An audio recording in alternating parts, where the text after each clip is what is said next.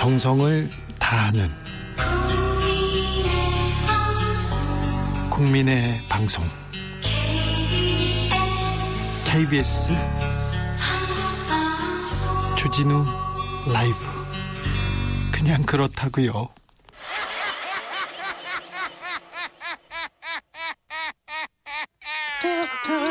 발로 뛰는 기자, 탐구하는 기자, 세상의 질문을 마구 던지는 기자, 기자가 본 오늘의 세상, 기자들의 수다.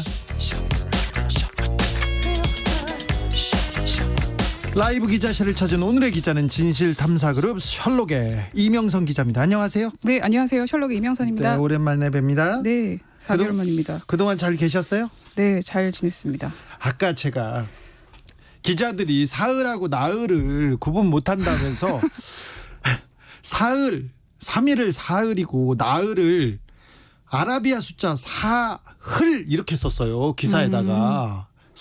아라비아 숫자 4 그리고 흘 이렇게 한글로 썼더라고요. 저도 봤습니다. 그 캡처가 많이 그러니까 들어가고. 와, 속이 터져가지고요. 터져가지고 설명하다가 제가 설명을 잘 못해가지고요. 혼났어요. 5867님이 주 기자님은 기자이신 게 참 다행인 듯해요. 아나운서였다면 진짜 가차하셨을 듯. 저도 그렇게 생각해요. 절대 딴 생각 말고 기자만 하기로 약속해 주세요. 연기 욕심 버리시고. 저 연기 욕심 그런 거 없어요. 왜 그러세요? 네. 네. 오늘은 어떤 소식으로 찾아오셨는지 그간 취재한 내용 살펴볼까요? 네, 국정원이 빗고문을 하고 있다. 이 얘기. 국정원이 고문을 하고 있어요. 그것도 빗고문이요? 네네. 근데 이 사건이 굉장히 복잡한 게 인혁당 재건이 사건부터 좀 설명을 드려야 될 것 같아요. 이거 박정희 정부 때로 올라가죠? 네, 박정희 시절에 중앙정보부가 공산당에서 지시받고 학생들이며 뭐 시민들이 정부 전복하려고 했다면서 무고한 사람들을 잡아들이지 않았습니까? 네. 여러 사건이 있었는데 인혁당 재건이 사건도 마찬가지인데요. 가장 큰 간첩 조작 사건 중에 하나죠. 맞습니다. 그래서 선고 18시간 만에 사형수 8명이 사형당했습니다. 네, 사법 역사상 최악의 날이라고 얘기하는 분들도 많습니다. 네, 그래서 엠네스티는 사법살인이라고 명명했습니다. 네. 그리고 나서 30년 흘러서 재심 통해서 전부 무죄를 선고받았습니다. 아, 그게 이명박 정부 시절이었나요? 네, 맞아요. 네, 그리고 나서 사형수 가족들이 먼저 소송을 진행해서 정부 승소하고 유기수, 무기수 피해 가족들이 이걸 보고 우리도 이기겠구나 이러고 나서 소송을 차례차례 진행해서 국가배상 소송 2심까지는 다 승소합니다. 2심까지 승소합니다. 그런데 여기서 변수가 생깁니다. 네, 대법원이 의회 판결을 내린 거죠. 이거는 박근혜 정부 시절이었어요. 양승태 대법원장 나옵니다. 그 대법원 판결은 이명박 정부 마지막인데 네. 국정원이 부당이득 반환 소송을 제기한 게 박근혜 정부 시절입니다. 네. 그 걸쳐 있습니다. 그 사이에. 유기수, 무기수 가족들이 2심까지 전부 승소했다고 말씀드렸잖아요. 네. 그래서 국가배상금을 가집행 받았습니다. 3분의 2를. 그게 언제였죠? 그게 2009년 정도, 2008년 정도에 77명 유기수, 무기수 가족들이 491억 원을 총 그 배상금으로 한정받고 돈을 받습니다. 평생 간첩 가족으로 살다가요.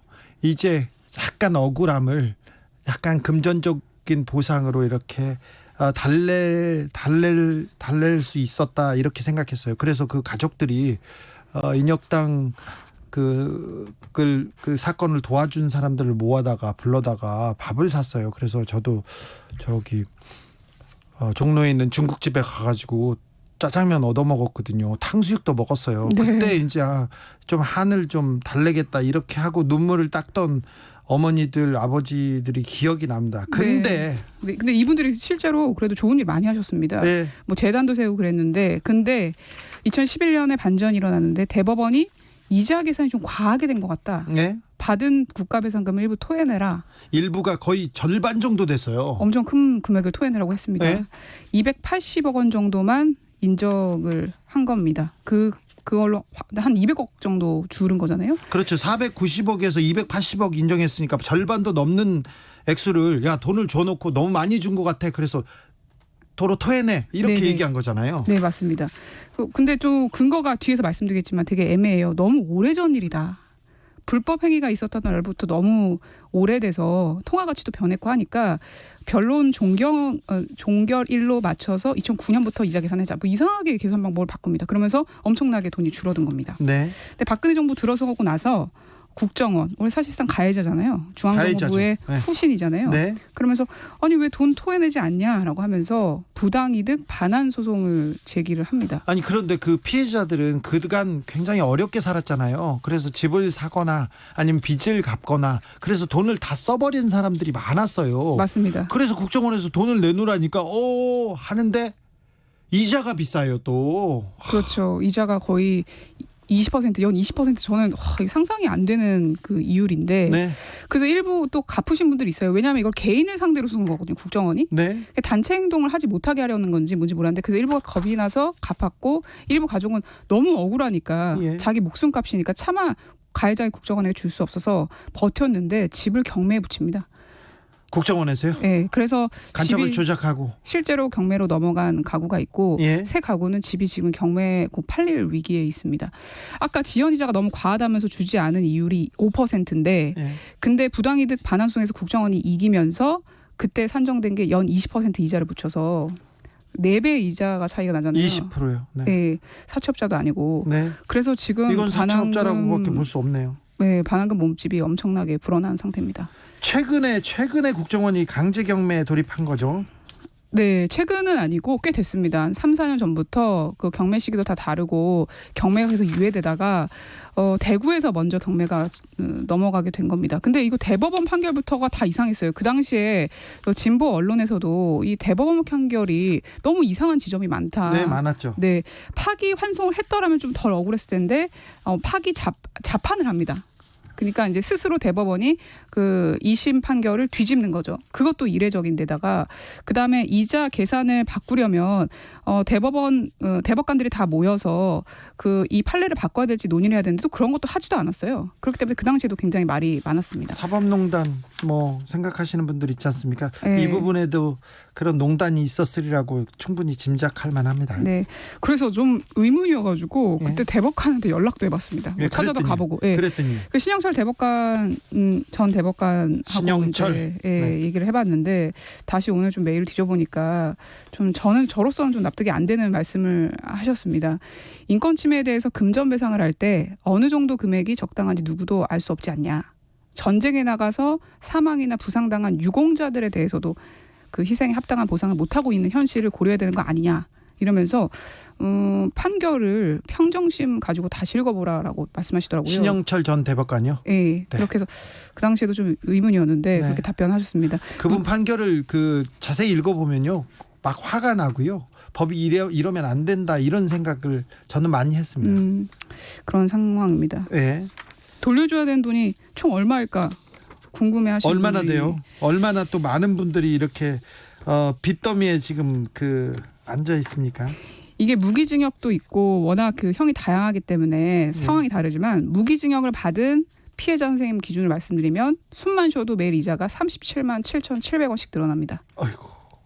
그러니까 국가 배상에 받은 것보다 돌려줘야 될 돈이 더 많아요. 예. 그래서 경매로 넘어갈 위기에 처한 선생님들이 있다고 하지 않았습니까? 그러니까요. 이자가 많아서 받은 돈보다 더 많이 둬야 되는 분들이 생기는군요. 그 이창복 선생님 같은 경우에는 10억 9천만 원을 받았는데 배상금으로. 예. 근데 지금 불코 불어서 13억 7천만 원 수준이거든요. 거의 14억 정도 돼요. 그래서 집을 팔아도 소용이 없어요. 아, 이건 너무하잖아요. 이건 너무하잖아요. 평생을 간첩으로 살고 그 불이익은 어떻게 그 정부가 나서서 사과하고 어떻게 이걸 보상해줘야 될지 모르겠다 생각했는데 배상한 돈을 좀 토해내라뇨. 그런데 10억 9천만 원 줬다가 이제 13억 7천만 원을 토해내라고. 오늘도 지금 늘어나고 있습니다. 계속 늘고 있습니다. 그래서 집이 경매로 들어간 가족이 대구에 있다고 말씀드렸는데 네. 나경희 씨 가족인데요. 돌아가신 선생님인데 이 피해자의 첫째 딸은 기초생활수급자로 생계를 연명하고 있거든요. 네. 그런데도 집이 팔렸는데도 빚이 계속 늘어나고 있는 거예요. 이게 연자제가 아니면 뭡니까? 그러니까 지금 정말 답답한 상황인 거죠. 답답하다가 못해 막 화가 나네요. 네, 이게 돌려준 피해자가 있는 게 약간 큰 변수가 될 수 있는 게요. 네. 아까 돈 돌려달라면서 77명에게 각자 가구별로 그 소송을 제기해서 나라에서 국정원에서 소송하면 무섭겠죠. 그렇죠, 무섭죠. 줘야 되는 것보다 하겠죠. 네. 나라하고 어떻게 싸워서 이겨? 지금껏 그 나라한테 그 핍박 받았던 네. 사람들이니까. 그래서 그 77명 중에 사정이 있다 보니까 뭐 공무원도 있고 막 하다 보니까 일부 이제 갚기 시작했고 그러면서 국정원하고 소송을 관할하는 법무부가 아니 누군 냈는데 왜 안 내냐 이런 상황이에요. 그러면서 갚아라. 그렇죠. 국정원이 소송은 제기하고 있지만 정부 대리에서는 법무부가 하는 거죠. 그렇죠. 네. 그렇죠. 정부 법무공단에서 하고 있는데 네. 그쪽에서 이제 낸 사람이 있으니까 내라. 어쩔 수 없다. 네, 그런 입장입니다. 그래서 아니 도대체 왜 이렇게 국정원이 돈을 받아내려고 하냐. 그래서 관계자들 좀 만나봤어요. 예? 국정원들도 만나보고 그럴 때 뭐래요? 공직자도 만나보고 했는데 이제 그분들의 추측입니다. 국정원 관계자한테 직접 들은 건 아닌데 네. 어쨌든 대법원 판결이 이상하지만 대법원 판례 변경을 뭐 전원합의체 하지 않더라도 대법원 확정 판결이 난 거잖아요. 예. 그래서 행정부 입장에서는 이걸 무시하고 뭔가 하기가 부담스러운 거예요. 그래서 좀 무리가 있지만 법은 법이다 이렇게 얘기하는 거죠. 그렇죠. 대법원에서 결정한 사안에 대해서 우리가 어떻게 할 수 있냐. 그래서 국정원이 지금 이렇게 망설이는 것 같다. 이렇게 해석을 하시는데 그게 가장 타당하게 들렸습니다. 법무부도 좀 나서야 되는 거 아닌가. 국정원도 그렇고요. 간우 김님이 여기도 양승태구만. 네, 그렇습니다. 양승태 네, 대법원장이 참으로 이상한 일 많이 하셨습니다. 강다솔님이 돈 돌려줄 테니 억울하게 옥살이한 시간 돌려주고 억울하게 사라진 목숨 돌려내세요. 그러게요. 맞습니다. 그렇게요. 다들 그렇게 이게 말씀하세요. 나라가 잘못한 거잖아요. 국가에서 간첩을 만들어 놓고 억울한 희생양을 만들어 놓고 희생을 만들어 놓고 그 다음에 이게 또 2차 가해가 이런 게 2차. 네. 진짜 답답하죠. 네. 김신정님은 국정원은 정부기관 아닌가요? 그러면 행정수반인 대통령이 국정원에 저런 파렴치한 행위 제지시킬 수 없나요? 얘기했습니다. 고희정님은 박지원 지명자님이 가장 먼저 해결해야겠네요. 무슨 말도 안 되는 일로 피해자들 2번씩이나 괴롭힙니까? 얘기합니다. 서혜수님이 주 기자님 너무한다고 말씀만 마시고 어떻게 좀 해봐요. 이렇게. 네. 어떻게 좀 해보겠습니다. 이게 제가 처음 취재한 게 3년 전이거든요. 지금 4년째 이 똑같은 얘기를 계속 알리고 있는데 네. 여러 방면으로 해결하려고 했었어요. 그러니까 네. 최근에 경매 집행을 좀 멈춰달라면서 청구 이의 소송을 제기했습니다. 아까 네. 경매로 넘어간 그 세 가구가. 근데 사실은 그걸 없던 일로 만들려고 한 게 아니라 조정을 해보려고 했던 거예요. 예. 조정을. 그래서 최근에 이창복 그 피해자 같은 경우에는 재판부가 조정을 한 판사가 지연 이자는 좀 빼주자. 예. 그래서 2,500만 원 먼저 갚으면 경매는 취하자 이렇게 제안을 합니다. 근데 그랬더니요. 그거를 국정원이 안 받아줘요. 그거마저도. 그러니까 이분들이 나이가 거의 90이에요. 그러니까요. 그러니까 이제 답답한 거죠. 그러니까 여러 그 다양한 방법으로 좀 해보려고 했는데 그 조정안이 나왔음에도 불구하고 국정원이 받아주지 않으니까 이제는 정말 선고만 남았습니다. 그런 상황입니다. 이걸 그 국정원이 거절합니까? 이거는 최근 일일 거 아니에요? 네, 이거 완전 최근 일이에요. 서훈 원장 시절이잖아요. 그렇죠. 네. 네. 그 지난달 이번 달에 있었던 일입니다. 지금 말씀드린 게. 네. 근데 사실 이제 국가인권위원회에서도 이 피해자들이 계속 호소를 하다 보니까 이 사건에서 잘 알고 있습니다. 잘 알고 있죠. 네, 그래서 문재인 대통령에게 의견을 내어 구제할 필요가 있다고. 그랬더니요. 근데 청와대에서 답변이 없습니다. 지금 2019년 2월에 국가인권위가 대통령에게 좀 의견을 내줬으면 좋겠다라고 얘기했는데 구제 방안을 마련하려 했지만 답변이 없는 상황이고 사실 2017년에도 그 검찰에서 이거 좀 다 해결책을 마련해 줘야 되는 거 아니냐. 배상금 반환 요구는 하지 않는 게 좋다라고 권고합니다. 검찰에서요? 네, 법무검찰개혁위원회에서요. 네. 근데도 뭐 전혀 의미가 없는 거죠. 사실 이제 몇 번이고 그래서 희망적인 어떤 순간들이 있었는데 전혀 답이 없어요. 그래서 이제 일각에서는 이제 정무적인 판단을 좀 해야 되는 거 아니냐 이렇게 됐는데 그래서 이제 제가 오늘 나오게 된 게 그 박지원 국정원장 청문회가 다음 주 월요일에 잡혔기 때문에 이건 좀 꼭 말씀드려야 되겠다. 그래서 이제 청취자분들의 관심이 필요해서 나왔습니다. 좀 청문회에서 이게 좀 그 이슈가 될까요? 지금 인혁당 피해자분들이 청문위원들을 찾아가서 질문이라도 해주십시오. 네. 이렇게 얘기하고 있고 그리고 박지원 후보가 이 얘기를 이미 들었어요. 근데 네. 과거에도 관련된 청문 어떤 감사인가 그쪽에서 감사를 진행할 때 몇 년 전에 이거 너무 고통이 지속되고 있으니까 해결이 된다라고 본인이 직접 얘기한 적이 있습니다. 네. 그래서 여기에 대한 답변을 꼭 해주셨으면 좋겠어서 오늘 나오게 됐습니다. 그리고 법무부에서도 여기에 대한 좀 따뜻한 법 해서 그리고 어떤 노력 좀 필요한 것 같은데요. 네. 법무부의 입장은 어떻습니까? 법무부에서는 사실 제가 직접적으로 여쭤보진 않았는데 국정원이 돈을 받겠다는 의지가 있기 때문에 법무부에서는 별다른 어떤 그 조치를 하진 못하는 것으로 전해져요. 후속 보도 예정돼 있죠? 당장 뭐 계획한 보도는 없는데 이게 4년째 보도를 이어가니까 좀 너무 답답한 건 있거든요. 그래서 작년에 결국 피해 가족 집이 경매로 팔리지 않았습니까? 그래서 이번에도 선고 때문에 또 그런 상황이 좀 반복될까 봐 겁나는 상황이고, 뭐 대법관들이면 전 대법관들에게 연락을 취해서 그걸 기사화할지 좀 고민 중에 있습니다. 박지원 후보의 답변에 대해서 좀 기사화할까 고민 중에 있습니다. 일단 뭐 판결은 났고 과거에 있었던 일인데 지금 어떻게 인혁당 그 피해자들에게 조금 도움이 될 수 있는 일은 그런 해결책은 없는지 국정원장 그리고 또 국정원과 법무부에 조금 노력이 좀 필요한 것 같습니다. 많이 네. 필요한 것 같습니다. 맞습니다. 네, 이거 나라에서 간첩 만든 거잖아요. 그렇죠. 그 고통을 말할 수가 없습니다. 트라우마도 너무 심해서요. 그렇죠. 예, 뭐 대인기피증이라든가 이런 것도 있으셨고 무엇보다 경제 활동이 거의 불가능했기 때문에 수십 네. 년간. 저도 그 가족들을 좀 알고 지냈는데 굉장히 고통 속에서 살았어요. 지금껏. 네. 그 간첩 가족이어서 옆에다 말도 못하고 취직도 안 되고요. 박미용 님이 공작해서 판사가 죄 없는 사람을 죽이고 그 대법원 판사들은 그 돈을 다시 빼앗고 그 가족들을 또 죽이는구나 또 얘기했습니다. 이상주 님은 계산 잘못한 국정원 검사 판사들 봉급 공지해야 된다고 사료됩니다. 업무 태만으로 이거는 관련 분들 다 깜빵 보내야 됩니다. 이렇게 했는데 그건 쉽지 않을 것 같아요. 0271님 의견이십니다. 조영 대표 말이 떠오르네요. 이게 나라냐. 네, 그런가요? ZZZG님 그분들 인생이 너무 가여워요. 정말 가엽습니다. 정말 안타깝습니다. 2258님 그렇게 전두환 추징금 받아봐라. 공무원들 일 잘하네. 이런 얘기 들을 거 아니에요. 그러니까 최순실 숨겨진 재산들 좀 추적해봐요. 이렇게 그럼 좀 일 잘하네 얘기했을 거 아니에요. 전직 대통령들이 바깥에 숨겨놓은 돈 해외에 지금 빼돌린 역외 탈세 자금 좀 찾아봐요. 그럼 잘한다고 할 거 아닙니까? 바로 잡겠습니다. 최순실 씨 죄송합니다. 최서원 씨였습니다. 최서원 씨가 그 숨겨놓은 재산 지금 정유연 씨가 어디에서 쓰고 있는지 제가 그냥 찾아도 많이 찾을 수 있을 것 같아요.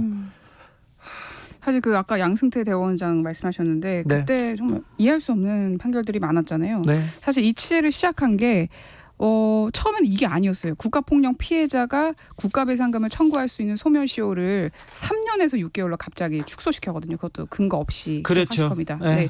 사실 그것도 박근혜 정부 시절에 벌어진 일이고 양승태 전 대법원장 네.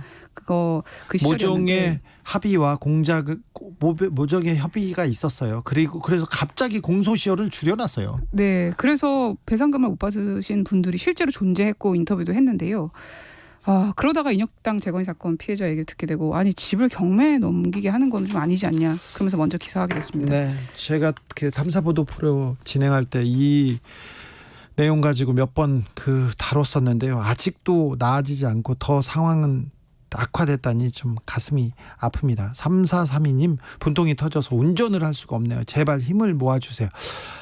6387님 훌륭한 기사입니다. 훌륭한 기사 끝까지 취재해서 해결해 주세요. 이렇게 얘기했습니다. 오늘 감사했습니다. 기자들의 수다 지금까지 진실탐사그룹 셜록의 이명선 기자 함께했습니다. 감사합니다. 네, 감사합니다. 오늘 보수합시다 코너에 진짜 보수 김성태 전 의원께서 개인 사정상 못 오게 됐습니다. 그래서 제가 문자를 좀 소개해 주면서 문자를 좀 더 많이 소개하겠습니다. 여러분들의 뜻과 여러분들이 주진우 라이브 어떻게 꾸며달라는 의견이 있는지 그 얘기 보내주시면 제가 많이 참고하겠습니다.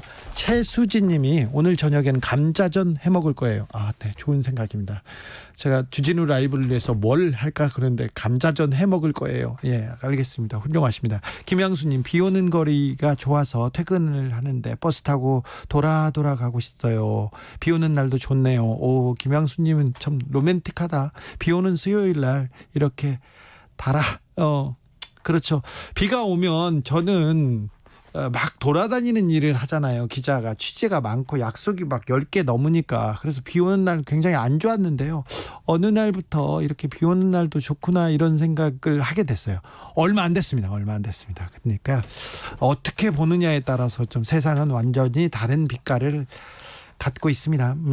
8318님 일부 단발머리 로고 그 얘기 하시는 건데 박주민 의원님 노래하시는 거 처음 들어요. 비 오는 오늘 주진우 라이브 들으면서 열심히 일하고 있습니다. 네, 감사합니다. 박주민 의원 노래 괜찮았나요?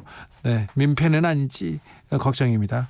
조휴주님, 우진주님 저는 국가직 공무원으로 35년을 근무하고 퇴직한 퇴직 1개월차 연금 수급자입니다. 예전부터 우진주님을 좋아했었는데 퇴직 후엔 더욱더 우진주 씨가 좋아집니다. 여기는 전남 영암입니다. 치킨은 알아서 하세요. 네, 치킨요? 네. 자, 알겠습니다. 2977님 참 신기해요. 주진우 라이브 말입니다. 제가 59입니다. 지금까지 살아오면서 집에서 라디오는 전혀 안 들었는데 59 먹고 처음으로 주진우 라이브로 인해서 집에서 라디오를 다 듣네요. 주진우 기자님한테 무슨 매력이 있어서 제가 이럴까요? 참 제가 집에서 라디오를 듣고 있는 게 신기합니다. 네, 아이고 감사합니다. 59살 청취자님을 좀 실망시키지 않기 위해서 제가 많이 노력하고요. 많이 취재해서 여러분들한테 좋은 정보 그리고 좋은 내용으로 승부를 걸겠습니다. 말은 좀 부족합니다. 말은 좀 더듬지만 내용으로 알찬 내용으로 진심으로 그리고 진심으로 여러분한테 다가가겠습니다. 라디오 정보센터 다녀오겠습니다. 정한나 씨. 정부가 오늘 2020년 세법 개정안을 발표했습니다. 2023년에 도입되는 주식 양도세는 양도 차익 5천만 원까지는 세금을 걷지 않기로 했고 증권거래세는 내년부터 낮춰주기로 했습니다. 오늘 발표된 세법 개정안에서 소득세 최고 세율이 45%로 높아지고 연매출 4,800만 원 미만 사업자는 부가세가 면제됩니다. 여성단체들이 서울시가 꾸리는 진상규명 합동조사단 참여를 공식 거부하면서 서울시도 조사단 구성을 철회했습니다. 서울시는 국가인권위원회 조사와 수사기관 수사에 적극 협조하겠다고 밝혔습니다. 국내 코로나19 확진자가 다시 60명대로 늘어난 가운데 서울 강남구 부동산 회사와 관련해 확진자가 13명 확인됐습니다. 경기 포천의 군부대 내에서도 병사 13명이 확진 판정을 받아 역학조사가 진행 중입니다. 이라크에 머물고 있는 건설 노동자들의 귀국을 위해 정부가 내일 신속대응팀을 파견하기로 했습니다. 또 전국 교회에서 예배 이외의 소모임과 행사를 금지한 방역 강화 조치를 모레부터 해제하기로 했습니다. 정세균 국무총리는 오늘 국회에서 공수처법이 위헌이라는 미래통합당 주장과 관련 국무조정실에서 헌법재판소에 합헌 의견서를 제출했다고 밝혔습니다. 국회 문화체육관광위원회에서 열린 철인 3종 경기 선수 가혹행위 관련 청문회에서 고 최숙현 선수에 대한 폭행이 매주 한 번은 있었고 감독이 폭행을 부인할 것을 강요했다는 증언이 나왔습니다. 미래통합당 김종인 비상대책위원장이 통합당 일부의 행정수도 이전 찬성론에 대해 당의 공식 견해가 아니라고 선을 그었습니다. 앞서 정진석, 장제원 의원과 오세훈 전 서울시장 등이 찬성 입장을 밝혔습니다. 지금까지 정보센터 뉴스였습니다.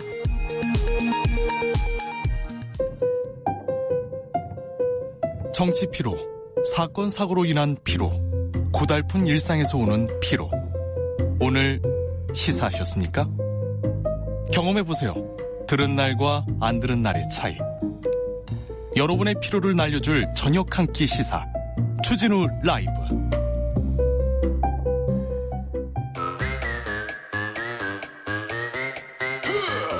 모두 정숙해 주십시오. 재판 5분 전입니다. 재판부 입장하고 변호사들 들어왔습니다. 그럼 사건 번호 0722 오늘의 재판 시작하겠습니다. 양지열 변호사 출석했습니까? 네, 양지열입니다. 박지훈 변호사 출석했나요? 네, 출석했습니다. 오늘은 김성태 전 의원께서 보수합시다를 같이 진행하는데 개인 사정상 못 나와가지고 일찍 재판을 좀 길게 하겠습니다. 그럼 저 박지훈 변호사가 김성태 안녕하십니까.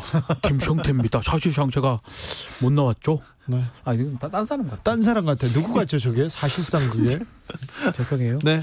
8341님 오늘 변호사님들 출연하시지 않나요? 그분들이면 1시간도 거뜬할 것 같은데 아우 2시간 3시간 뭐 거뜬합니다. 걱정 없습니다. 네. 오늘 재판 얘기하기 전에 얘기하기 전에 한겨레 보도입니다. 이재용 부회장의 불법 승계 의혹과 관련된 변호사가 400명이 넘는다 이렇게 얘기했고요. 이런 기사 나왔어요? 네, 400명. 네. 근데 이제 400명이라 해가지고 이게 뭐 크게 전 또 의미가 있다고 볼 건 아닌 것 같아요. 네, 원래 어떤 그 큰 대형 로펌이 들어오면 막 15명씩 들어오잖아요. 그렇죠. 이제 소송 수행자를 지정하기도 하는데요. 어느 사건에서는 좀 위세를 보이기 위해서 전원을 넣는 경우도 있고요. 네.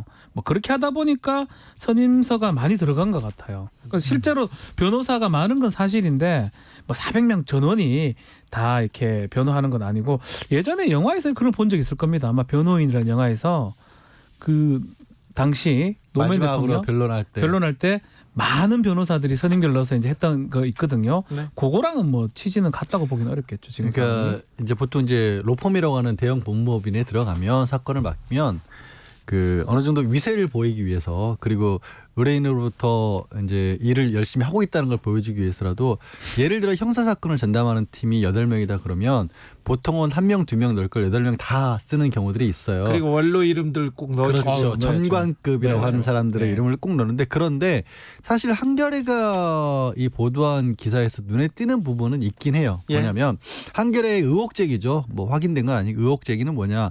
이 사건을 맡고 있는 검사들이 이 검사들과 1대1로 매칭을 할 수 있는 변호사들을 찾다 보니까 이렇게까지 숫자가 늘어났다라는 주장을 하고 있거든요. 네.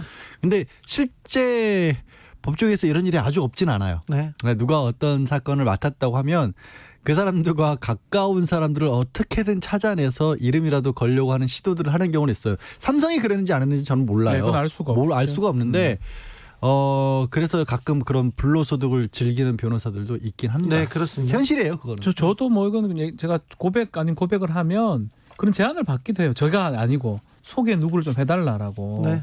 그러면 이제 제가 봤을 때는 그 사람은 연관성이 있는 것 같다. 그럼 한번 말할 수 있느냐. 그런 제안을 받는 경우도 있긴 합니다. 그렇죠. 말 한번 해주고 네. 해주고 이름 안 올려도 되니까 그렇죠. 돈 줄게 이런 것도 있죠. 그러니까 그런 부분들이 완전히 뿌리 뽑히지 않았다는 것 자체가 아직까지 우리 검찰이나 법원 쪽이 네. 투명하지만은 않다라는 반증이기도 해요. 좀 씁쓸한 고백입니다. 씁쓸한 거죠. 저는 사실은. 근데 이 변호사비 천문학적인 변호사비를 어떻게 지출하고 있는지 그거 나중에 좀 따져보고 싶어요. 그리고 이거를 만약 법인 돈으로 했다가는 횡령이 돼버리는데요. 지금껏 재벌가에서 재벌 오너가 자기 돈 쓴 적 보셨어요 언제?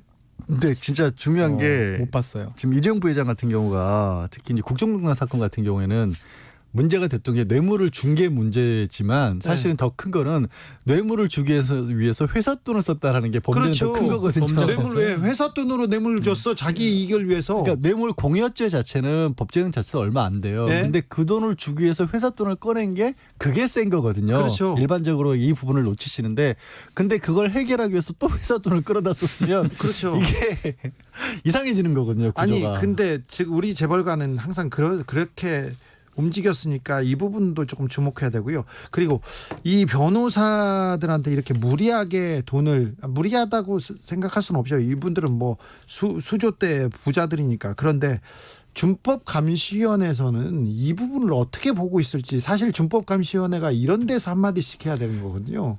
헌법감시위원회는 그때만 딱 작동했습니다. 그 사건 재판 딱 있을 때 네. 그때 사과해라 했을 때 그때 한번 작동을 했는데 사실은 지금 말하는 것처럼 되게 중요한 포인트예요. 우리나라 최고의 재벌이 어떤 부정부패 관련해서 재판을 받는 상황이고 그 상황에서 이렇게 제가 봐도 지금 변호사들 제가 언급하기도 곤란할 정도로 진짜 많은 유수한 유력한 변호사들이 등장하고 있거든요. 과연 이게 올바른 상황이냐. 그런 얘기 준법감시위원회나 이런 데서 할 수 있는 건데 별 얘기 없어요. 아무 그렇죠. 얘기 없어요. 정말 그런 게 일종의 카르텔인 거죠. 이 부분을 지적을 하고 나서기 시작을 하면 그러면 흔히 말하는 뭐 이 자리에서는 박 변호사나 저도 여러 번 지적을 했지만 과연 정관이라는 이름을 달고 국가에서 녹을 먹다가 그 어떻게 보면 정보와 그 지위를 가지고 나와서 또 개인적으로 이익을 보는 게 맞느냐는 문제를 지금요. 그리고 또 네. 천문학적인 이익을 네. 봅니다. 그거를 서울중앙지검에서 지금 그 삼성을 수사하고 있는 사람들의 상관이었던 사람들이 다 삼성의 변호사로 가 있어요. 그러니까 그렇죠, 이게 그렇죠. 사실 지적하면 되게 웃기는 카르텔인 거거든요. 말도 안 되는 거죠. 사실 상식적으로 보면 이게 사실 맞아요. 검사하고 특수 수사를 하다가 삼성을 가는 건 그전에 삼성 수사하다가 삼성에 가버리고 네. 지금 후배들이 또 삼성 수사를 하고 있고 그리고 어떤 사람들은 보고받다가 또 삼성으로 가버려요. 가버리고. 이 사건에 대해서 보고받다가 봉욱 대검 차장은 삼성에 대해서 수사 보고를 받다가 보고 갑자기 라인이었어요. 보고 라인. 라인이었었는데 준법감시원에 가가지고 삼성 편을 들고 있으면 어쩌자는 말이에요. 이러면서 법 앞에 평등하다는 얘기를 우리가 할 수 있겠습니까? 그렇죠. 안타깝습니다. 한숨이 또 나오는데. 아이고. 이현주님 삼성 주주인데 좀 제대로 좀 해라. 최기식님은 요즘 법 때문에 머리가 아파요. 법 좋아하다가 폐가 망신한다는 옛날 어른들의 말씀이 생각나요. 자. 또 법 얘기, 머리 아픈 법 얘기로 갑니다. 한동훈 검사장 어제 검찰 조사를 받았습니다. 이 얘기는 교통정보 듣고 와서 계속하겠습니다. 그리고 오늘 시간이 좀 있습니다. 최태원, 노소영 이혼 소송 본격적으로 해보겠습니다. 이 얘기도 교통정보 다녀와서 이어가겠습니다. 오수미 씨. 네, 이 시각 교통정보입니다. 퇴근길 정체 속에 사고의 여파까지 더해져 많이 힘겨운데요. 먼저 서울 시내 서부간선도로 양방향 전 구간에서 막힙니다. 특히 성산대교 방향으로는 금천교에서 광명대교로 가는 2차로에 추돌 사고도 있었습니다. 처리는 방금 막 마무리가 됐지만 여파가 남아 정체가 극심합니다. 남북권 고속도로에서도 중부 내륙고속도로 지선 창원 쪽으로 유천 하이패스 4차로와 갓길에 걸쳐 승용차 단독 사고가 발생했습니다. 처리 여파로 밀리고 있고요. 중부고속도로 하남 쪽으로도 진천터널 부근에서 승용차 단독 사고가 있었고 곤지암 1차로에서도 사고가 발생했는데요. 사고 주변으로 혼잡하니까 조심히 이동을 하셔야겠습니다. 같은 하남 방향 남이천 나들목과 경기 광주 만남의 광장 휴게소에서 하남 분기점까지 느리게 이동을 합니다. 지금까지 KBS 교통정보센터였습니다. 테이크아웃 시사 나왔습니다. 오늘도 하나 챙겨가세요. 주진우 라이브.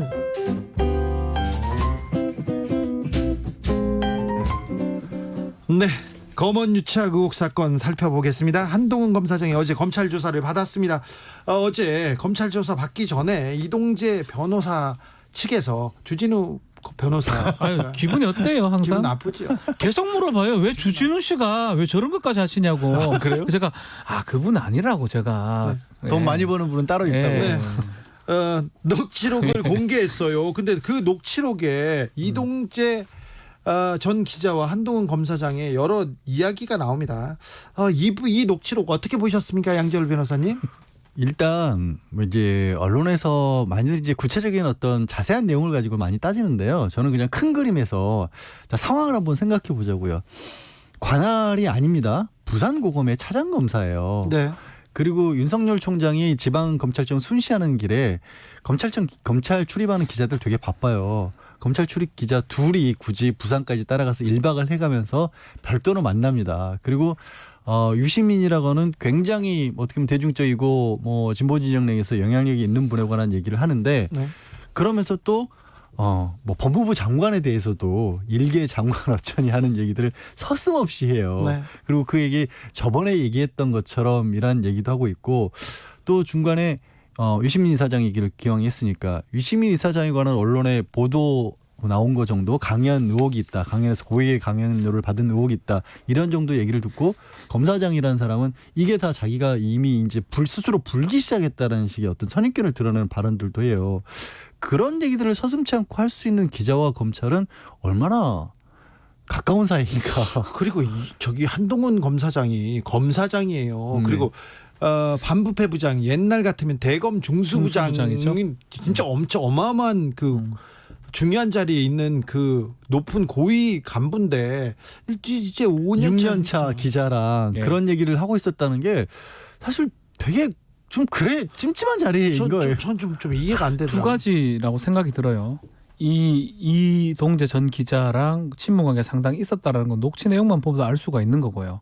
그게 두 사람만이 관계인지 아니면 한동훈 검사장이 많은 기자들한테 이렇게 이제 좋은 친분 관계를 유지했는지 그 둘 중에 하나 같은데 뭐 제가 파악한 바로는 두 사람의 관계라기보다는 대다수 언론기관과 이런 관계를 유지했다라고 얘기를 좀 들은 바가 있거든요.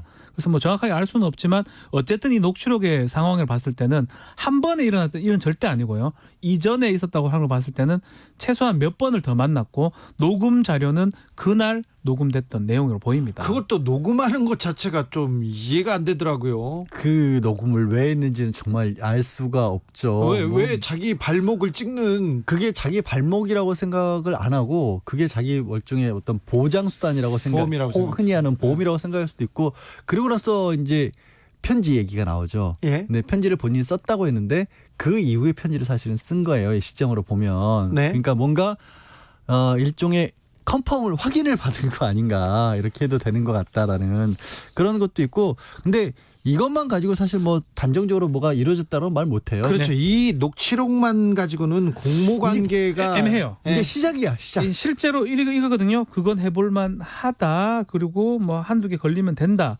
그거를 변호인 측에서는 뭐 한동훈 검사장 측에서는 덕담적 차원에서 했던 말이다.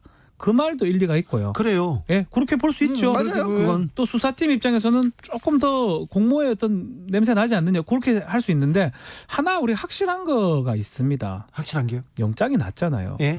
영장이 나면서 상당 부분 입증됐다는 취지의 판사가 얘기를 얘기했죠. 했거든요. 예. 특히 공갈 이 미수, 강요 미수 이 부분은 제가 아는 한 영장 청구된 예도 드물고요. 거의 없죠. 발부된 예는 더더욱 드뭅니다. 그런데 영장이 나왔어요. 났잖아요. 네. 더더군다나 또 하나 더 짚어보면 검찰 내부 게시판에 이 형사 1부장이 글 썼죠. 수사가 상당 부분 진척됐다라고 얘기했거든요. 그러니까 그러면 이걸 갖고 네. 진척됐다고 얘기하는 어렵다는 거예요. 이거 말고 또 있는 거죠. 있죠. 네. 아니 그 영장 발부를 하면서 많은 증거 자료가 있다는 얘기를 아예 판사가 했어요. 그렇죠. 물론 공모가 아니라 연결이라는 얘기를 썼지만 강요미수로 영장이 발부됐다는 얘기는 뭐냐면 이게 그냥 강요가 아니라 본인이 보기에도 연결돼 있다. 그렇죠.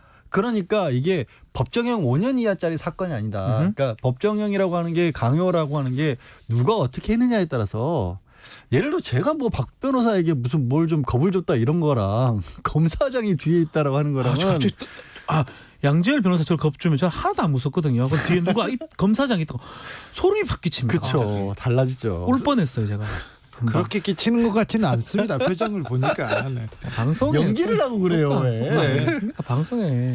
그런데 그 중앙지검 부장 검사는 한동훈 검사장에 비하면 정말 저기 아래 한참 미치죠. 그렇죠. 보이지도 근데 않죠. 이분이 수사에 자신이 있다고 얘기하는 걸 보면 이것 말고 또 있는 거예요. 그렇죠. 이걸로 이 녹취록으로는 공모 관계에 대해서 보통 사람들도 이거 뭐지 이렇게 생각하는데 이거는요. 사실 이런 종류의 것이 있다는 거는 이미 이제 알려진 게 이 얘기를 가지고 이 녹취록을 놓고 대검 부장위에서도 갑론을박이 있었다는 거 아니에요. 네. 그래서 수사를 더 진척할 것인지 말 것인지. 근데 대검 부장회의에 이게 제출이 된다는 얘기는 수사팀으로서도 알려진다. 외부로도 내부로도 그걸 네. 감수한 내용인 거예요. 그러니까 스모킹건이라고 할 수 있는 건 아니라는 게 이미 거기서도 사실은 돼 있고 그 이후에 뭐가 있느냐가 앞으로의 관건이 되는 거죠. 2661님이 상황보다 더 중요한 건 한 검사장이 처음에 말할 때 그 기자와 통화한 적 없다고 한 거로 기억하는데 그건 거짓 아닌가요? 그건 아무도 안 따지네요. 따진 곳들도 있었고요. 신라젠에 관해서 자기는 얘기한 바가 없기 때문에 네. 녹취록이 하는 것이 존재할 수도 없다라는 얘기를 했었습니다. 그건 명백히 거짓말인 게 이미 드러났어요. 그랬어요? 거짓말이었어요? 신라젠에 관해서 기자와 얘기한 적이 없기 때문에 그걸 다룬 녹취록이라는 게 존재할 수도 없다라고 얘기를 했었어요. 일단 한 검사장님 하나 발각됐습니다. 근데 한동훈 검사가 국정농단 수사를 주도했고요. 네. 그다음에 삼성 수사도 했었어요. 이재용을 구속시킨 이재용을 조사한 그 검사입니다. 맞아요. 거기다가 실력 있죠. 네, 그렇죠. 네. 양승태 전 대법원장 사법농단을 수사한 굉장히 실력 있는 맞아요. 그 검사예요. 검사 중에 가장 실력 있다고 봐도 무방한 사람인데 이 분에 대해서 지금 수사팀이 법적으로 자신감을 갖고 있다는 게 이게 뭘까? 그래서 이 한동훈이라는 사람을 다시 좀 설명해 드리자면 뭐 제2의 윤석열이라 해도 무방합니다. 어쩌면 윤석열 검찰총장이 가장 믿고 맡길 수 있는 칼잡이, 우리 검사를 우리 칼잡이 표현을 하니까요. 네. 특수수사에 한해서는 이제껏 실패한 바가 없는, 특수수사 자체가 실패하기 어려워요. 막 계속 될 때까지 하니까. 그렇긴 하지만 어쨌든 간에 계속적인 성과를 냈던 이른바 조국 기소도 정경심 교수 구속도 한동훈 검사장이 뭐 했다고 봐도 무방하거든요. 그렇기 때문에 상당한 어떤 실력자인데 그런 사람을 상대로 이 사람을 어떻게 혐의 사실 입증해 가는 과정. 예.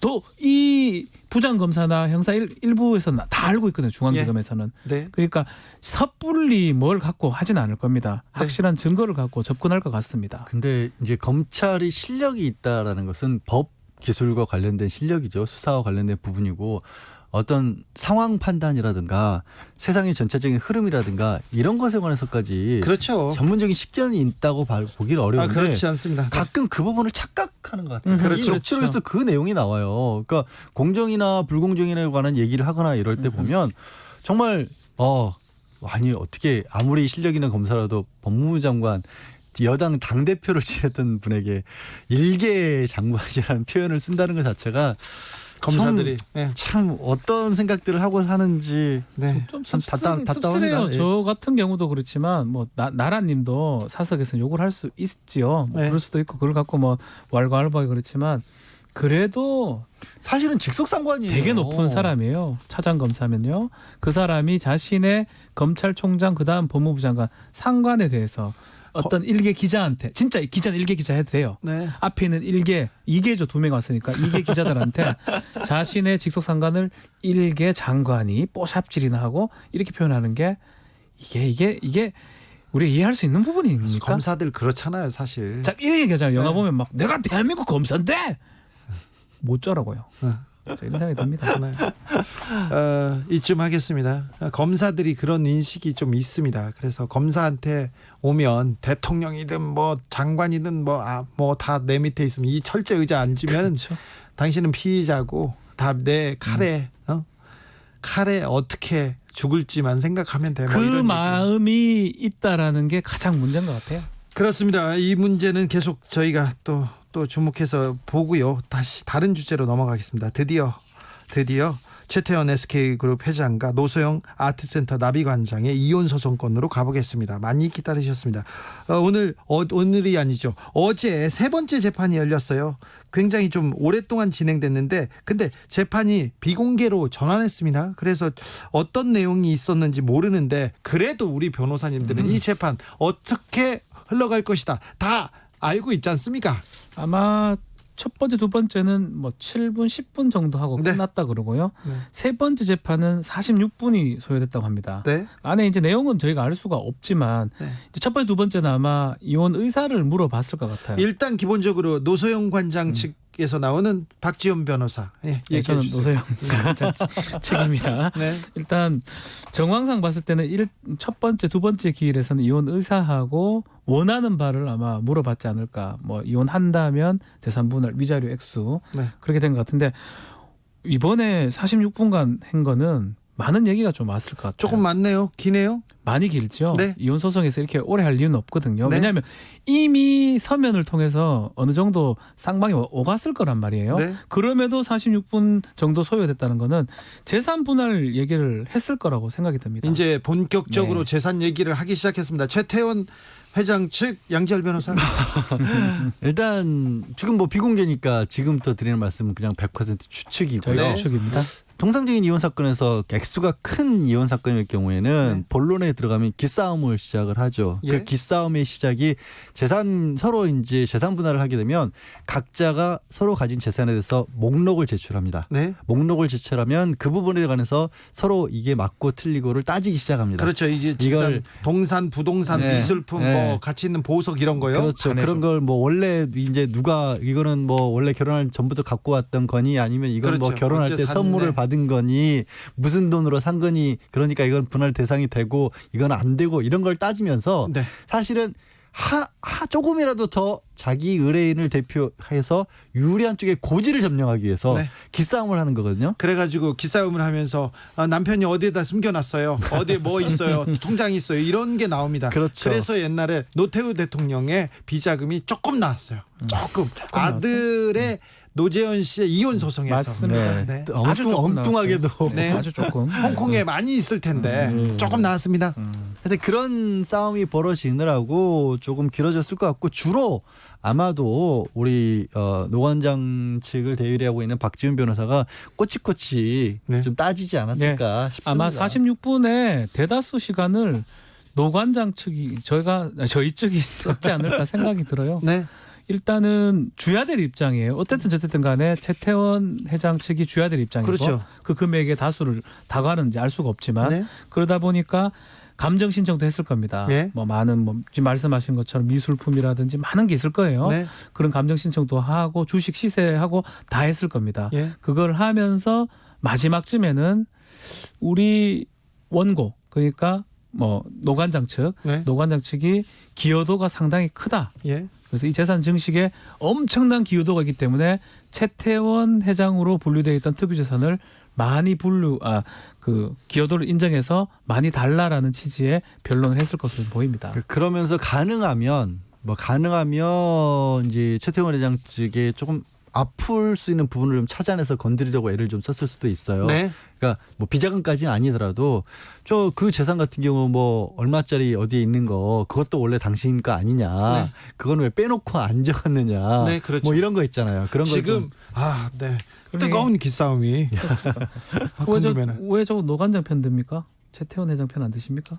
아니 지금 감정적으로 나온다는 얘기를 하고 있는 거예요. 사실 실무적으로 이게 크게 중요한 게 아닌데도 불구하고 네. 왜냐하면 소송이 1조 원대인데 거기서 모르겠습니다. 많이 있으면 있을수록 더 따져야 될지 그렇죠. 모르겠지만 그 많은 액수를 다투는 가운데서 사실 동산 한두 개, 부동산 한두 개가 들어가고 빠지는 게 얼마나 실익이 있겠어요. 그래도 약간 또 상대방의 약점 하고 그러니까 들 제가 거예요. 지금 얘기한 게 그거예요. 그런 부분만 지금 의도적으로 자극을 하지 않았을까? 몇 가지 라는 추측이 드는 왜 거죠. 그렇게 하면 안 됩니까? 네?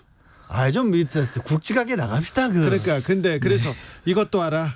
당신 이것도 있었잖아. 저것도 알아. 이렇게 얘기하겠죠. 근데 지금까지 국내 재벌 기업가들의 이혼 위자료 규모는 어땠어요? 이게 다 공개를 하지는 않는 경우가 많아요. 네. 이혼 조정으로 끝나는 경우도 그렇죠. 있고요. 그거를 각서화해가지고 남깁니다. 네. 절대 공개하지 않는 걸로. 이재용 부회장 이혼 소송 말이죠. 정확하게 알 수가 없어요. 그렇죠. 네. 알 수가 없고. 우리가 아는 쪽은 재판에서 공개된 게 나왔죠. 네. 저기 누구죠? 이부진 삼성 그 호텔 신라 사장. 호텔 신라 사장. 네. 거기랑 이무재 고문. 그 경우는 140억 정도 지급했죠. 지급한 원래 이무재 고문이 소송 과정에서 1조 2천억 원대 재산 분할 요구했잖아요. 딱 반 요구해서 2조 4천억, 5천억 정도 했는데 1조 2천억 달라고 했었죠. 네. 절반 요구했는데 거기에서 1조 2천억 요구했는데 141억 줬어요. 그러니까 이게 막 우리 일반인들 봤을 때는 이게 어디고 뭐 이럴 수 있는데 네. 이게 청구 금액에 따져보면 0.1% 정도밖에 안 돼요. 0.1%밖에 안 준 이런 소송도 있습니까? 아니 0.1%라고 얘기하지 말고 141억이라고 얘기를 해야죠. 그래도 0.1%잖아요. 그리고 NC소프트 김택진 회장이 이혼할 때는 그때는 300억 원이 되는 거죠. 그때 이제 회사 지분을 줬던 거고요. 1.76%를 줬어요. 사실 이 부분은 재산 분할 액수로는 엄밀하게 따지면 이렇게까지 과연 가야 될까? 이것도 꽤 컸어요. 네. 생각보다는. 그리고 이 어찌 보면 좀 신생 기업이었고 회사가 급속도로 성장을 했죠. 그러니까 급속도로 성장하는 신생 기업이었기 때문에 결혼을 했고 배우자의 아내의 기여도를 좀 높이 봐준 게 아닌가 싶어요. 그러니까 네. 지금 삼성 같은 경우는 기성 이미 이루어져 있던 기업이고 예. 그런 측면에서 본다면 SK 역시 마찬가지라고 저는 봐요. 자, 그 내용은 또 논란이 있기 때문에 다음 시간에 또 이어가겠습니다. 해요, 예, 이어가고 김경수 경남도지사 재판 이거 다뤄야 됩니다. 닭갈비 사건 지나갔고요. 이번에는 재판부에서 특검한테 118만 개 댓글 전수조사해라 이렇게 얘기하면서 이거 이거 뭐 그것도 그건데 닭갈비 얘기도 안 끝났어요. 네, 닭갈비 얘기 닭갈비 끝내자고. 얘기가 뭐냐면 닭갈비를 먹느라고 닭갈비를 같이 먹었기 때문에 이 시연하는 걸 볼 시간이 없었다라고 지난번에 나왔는데 네. 그랬더니 갑자기 특검이 시간을 쪼개기 시작했어요. 네. 저 닭갈비 먹은 시간이 한 30분 정도 안 됐고 그다음에 같이 프레젠테이션 전체 설명이 듣는 시간이 또 30분 있었으니까 중간에 한 30분 생기는데 20, 30분 생기는데 그때 만나지 않았어요. 그때 봤습니다. 네. 이렇게 얘기를 했어. 근데 이 얘기는 한 번도 안 나왔던 얘기예요. 갑자기 시간을 쪼갠 거예요. 근데 특검이 만약에 재판이 어떻게 결론 날지 몰라도 특검이 죄를 밝히는 수사가 아니라 김경수 도지사를 붙잡으려는 수사로 이게 조금 그랬잖아요. 변질된 거 아닌가. 수사 보고서는 벌써 그게 드러났어요. 네? 수사 보고서가 뭐냐 하면 검찰 수사관이나 검사가 전화 통화나 이런 걸 통해서 확인하는 걸 수사 보고서고 그게 이제껏 무분별하게 증거로 채택이 많이 됐었습니다. 예. 근데 지금 알고 보니까 전화 내용, 특히 닭갈비 사장을 전화했던 게 허위임이 지금 밝혀진 거예요. 재판 거짓말로 지금 거짓말로 지금 김경수 발목을 잡은 그렇죠. 걸로 지금 이게 증명되고 실수라도 있어요. 안 되고요. 네. 이게 고의였다면요. 심각한 범죄죠. 지금 말씀하신 것처럼 이거는 어떤 사람을 잡기 위해서 이 사람들이 범죄를 저지르는 거예요. 네, 이건 범죄죠. 범죄죠. 누구를 잡기 위해서. 이러라고 수사권 준 거 아니잖아요. 그러니까 이게 지금 결론은 어떻게 날지 알 수 없습니다. 아마 10월 달까지 갈 것으로 지금 보이는데 이 지금 작업한 거 공소사실 다 빼라고 하고 다 확인하라고 한 거하고 닭갈비 문제 때문에 이 사실의 여부를 떠나가지고 공소사실이 완전히 얼어져 버렸거든요. 그러니까 지금 이제 청취자분들 중에서 처음 들으신 분들도 있을 것 같아서 역작업이라는 건 뭐냐면 김경수 지사가 공모를 내서 만약에 드루킹과 댓글 작업을 한 거라면 그때 당시에 이제 문 대통령이라든가 아니면 이후에 예. 여당 쪽에 굉장히 유리한 쪽으로 해야 되는데 예, 불리하게 욕하는 불리하게 막 그리고 이제 기억을 반추해 보시면요. 이 드루킹 특검이 시작된 계기가 민주당에서 댓글들이 이상하다라고 먼저 문제를 삼았었습니다. 예. 당시에. 그래서 민주당에서 이거 조사를 시작했던 거예요. 그래서 그 내용이 특검에서는 야 그거 한 1%밖에 안 되고 예. 그 1%가 나오게 된 계기도 김경수 지사에게 위력을 과시해서 우리와 뜻을 같이 하지 않으면 큰일 날 수도 있다라는 식으로 일종의 협박을 하기 위해서 했던 거다라고 하는데 그렇게 보기엔 너무 많다라는 거예요. 그렇죠. 그러니까요. 한 30% 김경수 지사 측의 주장은 30% 가까이라는 거예요. 그럼 어떻게 공모를 했는데 민주당을 비방하는 게 30%가 나와버려요. 이상하다는 거죠. 그러니까 이게 이제 차문화 부장 얘기하지 않을 수가 없는데 차문호 부장이 어쩌면 이렇게 신의 한 수를 만들어준 것 같아요. 네. 그때 사실은 결심을 했었어야 되고 판결 선고가 됐었어야 될 상황인데 어쨌든 간에 이상한 의문들을 제기하면서 7가지 8가지 의문 제기하면서 다음 재판부 이걸 넘겼고요. 다음 재판부가 다시 이걸 들여다보는 과정에서 여러 가지 이제껏 1심이나 진행되던 재판하고 반대의 얘기들이 나온 거거든요. 반대 얘기죠. 완전 반대죠. 완전 반대의 증거들이 있었는데 그렇죠. 이걸 무시했다는 거 아니에요. 그건 1심이 재판이 너무 이상하게 됐다는 그렇죠. 잘못한 얘기예요, 거죠. 사실은. 성창호 부장판사입니다. 네, 성창호. 1심이 너무 이상하게 됐다는 얘기밖에 안 돼요. 네. 왜냐하면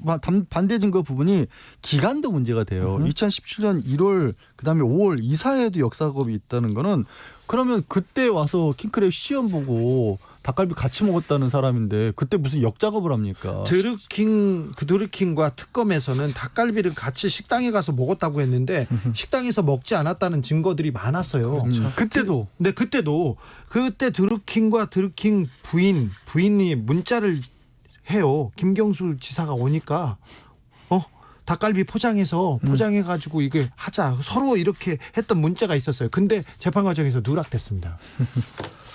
이 부분은 조금 만약에 재판 결과가 어떻게 나오는지 따져봐서 특검이 이 수사권을 얼마나 잘못 썼는지 거기까지도 조금 거슬러 올라가야 된다고 저는 보고 있어요. 지금은 그렇게 보입니다. 네. 공소사실을 잘못하고 있어요. 그게 혐의가 있고 없고도 중요하지만 검사 특검도 마찬가지고 검사잖아요. 공소유지 어떻게 기소를 하지 이거 더 중요하거든요. 네. 그런 부분 저희가 따져보겠습니다. 김경수 도지사 재판 보고요. 한동훈 검사장의 수사 내용 보겠습니다. 그리고 이혼 소송에 대해서도 실용적인 접근 또 하겠습니다. 해야죠. 그만하죠. 해야 됩니다. 지금까지 재판 5분 전 양지열 변호사 박지훈 변호사 함께했습니다. 수고 많으셨습니다. 네, 고맙습니다. 감사합니다. 2092님, 진우야, 솔직히 말해서 최태원 노소영 이혼시키기 싫은 거지? 아니요, 제가 그런 게 아니라 굉장히 중요한 사건이었는데, 중요한 소송인데 잘 진행이 안 되고 여기까지 왔습니다. 그래서 사회에 보여주는 의미가 좀 있을 것 같아서 저희가 주목하는 겁니다.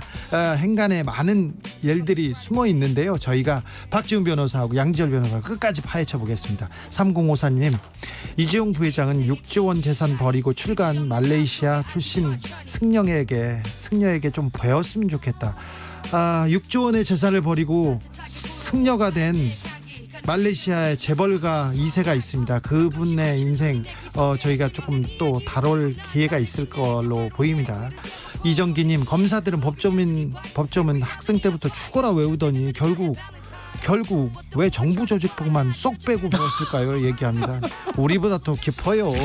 8655님, 세 분 토론 너무 재밌습니다. 김성태 전 의원님께 저는 감사합니다. 이렇게 얘기했는데 김성태입니다. 네, 하나도 안 비슷합니다. 윤미래의 삶의 향기 들으면서 오늘 주진우 라이브 마무리하겠습니다. 저는 내일 오후 5시 5분에 돌아옵니다. 지금까지 주진우였습니다.